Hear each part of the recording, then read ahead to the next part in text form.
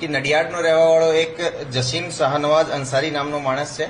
એ અને એક બીજો માણસ જે કે કાયદાના સંઘર્ષમાં આવેલો છે, જેની ઉંમર 18 વર્ષથી ઓછી છે, એ બંને મળીને એક એનોન્સેક નામનો એક ટેલિગ્રામ ગ્રુપ ચલાવી રહ્યા છે.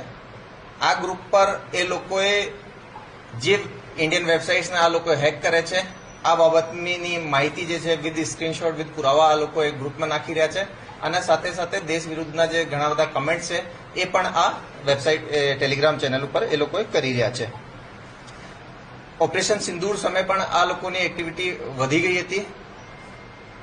આ ઇનપુટને પછી ખરાઈ કરવા માટે એટીએસના જે એસપી છે કે સિદ્ધાર્થના નેતૃત્વમાં એક ટીમ બનાવવામાં આવેલી, જેમાં ડીવાયએસપી વિરજીત પરમાર, પીઆઈ ધ્રુવ પ્રજાપતિ, પીએસઆઈ મયંક ઝાલા, પીએસઆઈ જિજ્ઞેશ વગમોરા, આ બધાને એક ટીમ બનાવીને ડિટેલ એ લોકોએ જે બાતમી હતી અને રિલેટ કરી, કોરિલેટ કરી જુદા જુદા માધ્યમોથી.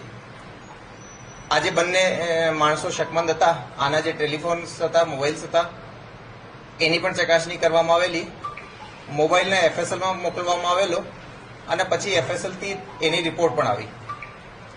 રિપોર્ટ્સમાં એની વર્કિંગ કોપીમાં ઘણા બધા સ્ક્રીનશોટ્સ એની એક્ટિવિટી બાબતમાં ખ્યાલ પડ્યો તો ડિટેલથી જાણવા મળેલ કે એ લોકોએ પહેલા એક એક્સપ્લોઇટ એક્સસેક નામથી એક ચેનલ બનાવ્યો હતો.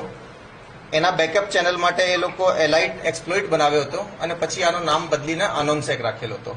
આ બધા જે નાના નાના જે ચેન્જીસ છે બેકઅપ ચેનલ્સ વગેરે રાખવાનું કારણ એ હતું કે કોઈ પણ કારણથી આ ટેલિગ્રામ બંધ થવામાં આવે તો બેકઅપ ચેનલથી આ લોકોની એક્ટિવિટી ચાલુ રહી શકે, એ લોકોના જે ફોલોવર્સ છે એ લોકો સુધી આની માહિતી પહોંચી શકે. હાલ સુધીની તપાસમાં એ બધું સામે આવેલું છે કે જે બંને જે છોકરાઓ છે એ 12th પાસ નથી, પરંતુ લાસ્ટ 6-8 મહિનાથી એ લોકો સાયબરના ફિલ્ડમાં ઘણા જ એક્ટિવ છે. યુટ્યુબ અને બીજા ચેનલ્સ મારફતે એ લોકોએ ઘણો બધો ટેકનિકલ જ્ઞાન અર્જિત